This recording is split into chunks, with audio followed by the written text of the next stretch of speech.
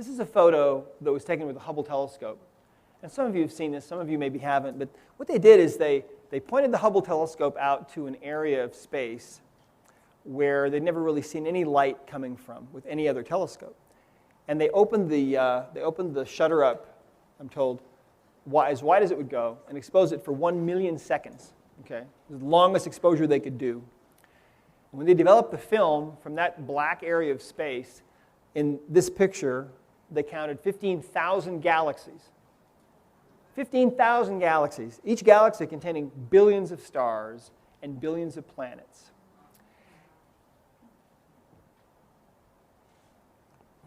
And I love this picture.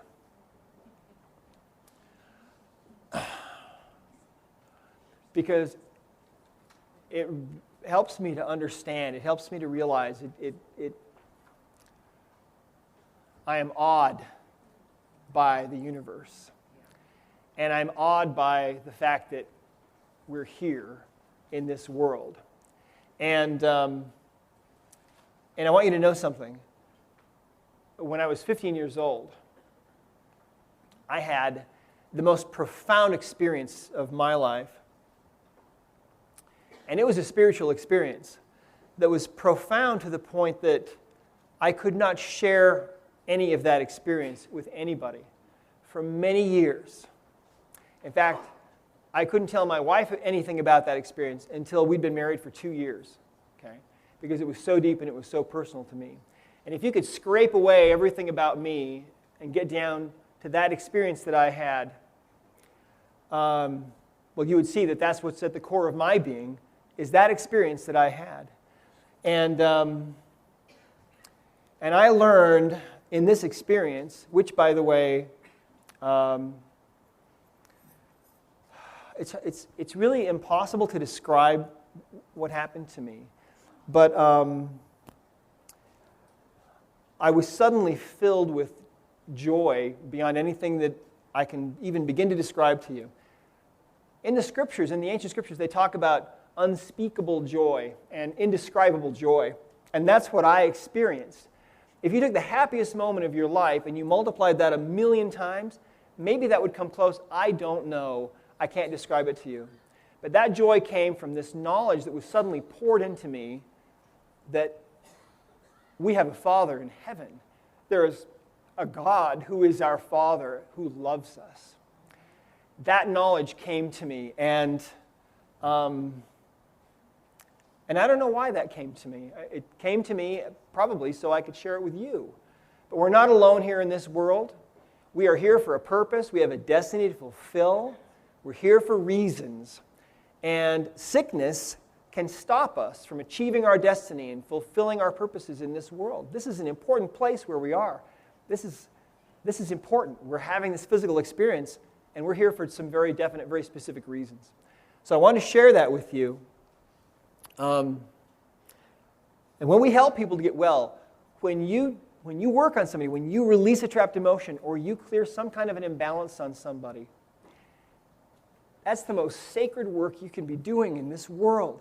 It's like taking a pebble and dropping a pebble into the pond of eternity. And those ripples spread out from what you just did, and they never end.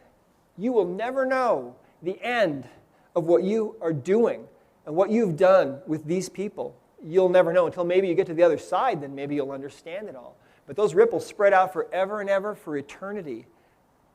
You just have no idea. Releasing one trapped emotion can be so powerful. So, I just want to share that with you. So,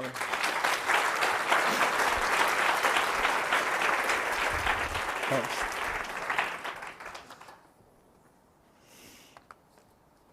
So let's keep going here for a minute. Your belief determines your reality, right? So true. I think that might be a direct quote from Star Wars. If it is, you'll have to forgive me. But anyway, it's so true. I had a dream a month or so after my father died in 2003. And I dreamt that I was walking on air. I was in this university or college. I was walking down this hallway, and my feet were about an inch off the ground, right? And this was a real dream. You ever had one of those dreams where you'd swear it was real? This is one of those dreams. It was unbelievable. And it was the most amazing feeling to be walking on air. And I can remember thinking, if I'm walking an inch off the ground, I bet you I can walk a foot off the ground. And nobody's noticing what's going on with me. And so I'm walking a foot off the ground. And at that point, I turned around, I looked behind me, and there are all these kids following me, these little kids. And their eyes are just fastened to me, and they're also walking a foot off the ground, right? So I turned around, and I thought, well, if I'm a foot off the ground, I bet you I can get 2 feet. And I did, 3 feet off the ground. And then pretty soon I thought, I bet you I can get right up at the ceiling. So my head's right up at the ceiling. And at that point, everybody's obviously, they're noticing then. And I stop, and there are all these upturned faces. And they're all saying to me, how can you possibly be doing, how are you doing that? How is that possible, what you're doing? And I told them, it's easy. All you have to do is believe that you can do it and be grateful to God that you're doing it, right? Emphasis on that word doing, okay? It's important, all right? And then I looked down the hallway, and I saw these doors at the end of the hall, these glass doors. And beyond those doors, I could see these green rolling hills of the campus, And I thought to myself, when I get beyond those doors, I'm going to be able to fly. And then I woke up, right? And swung my legs out, and landed right on the floor. But it came to me what the dream meant, see? And I believe this dream came from up above to me to share with you. And those doors represent the limitations that we place on ourselves in this life, right? We're all capable of flight, but we believe we're not, so we can't. Does that make sense? You guys are capable of things beyond your wildest imagination, and I know that that's true. I know that that's true. And it also came to me that my father, who had passed on, was beyond those doors now, and he was able to fly. He can fly. So you want to choose a powerful reality. Don't choose a limiting reality.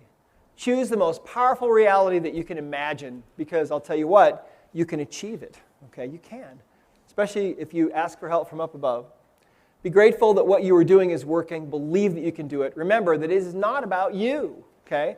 This seminar, this work, the body code, the emotion code, it's not about me. No, not about me. Not about me at all. If I ever start getting, a big ego or a big head about this, you can all kick me. I give you all permission in order, all right? One after the other. I know it's going to hurt, but, don't let your ego get in the way, okay?